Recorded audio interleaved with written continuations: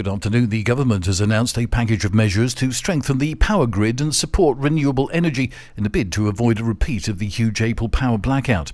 A government report released earlier this month concluded that a lack of voltage control capacity helped cause a chain reaction that brought down the network across the mainland and Portugal on April 28th. The system had everything necessary to work correctly on that day, but the measures will protect us better, so the Ecological Transition Minister Sarah Aitchison said in a statement. The government will strengthen supervision of the electricity network through the competition watchdog.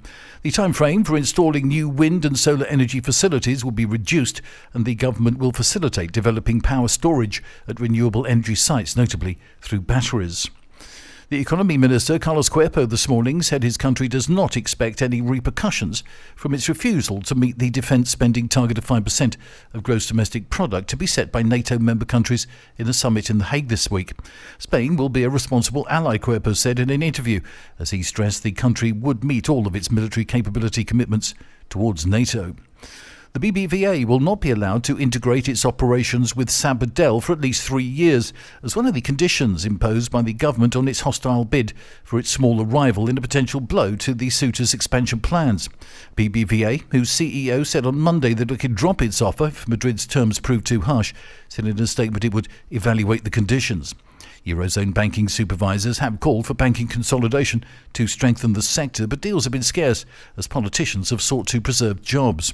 The government has authorised the BBVA and Sabadell deal on the condition that for the next 3 years they remain separate legal entities and maintain separate assets, as well as preserve autonomy in the management of their activities, so Minister Carlos Cuerpo told a news conference.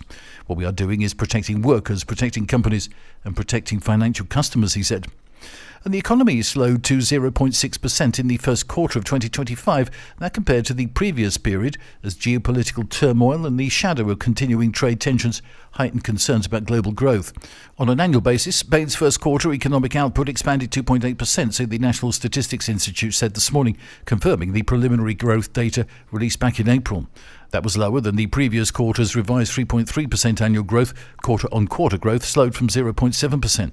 In June, the central bank lowered its economic growth forecasts for 2025 to 2.4% from 2.7%, but it was still well above the Eurozone's expected 0.9%. That's the latest from DRE. I'm Bob James.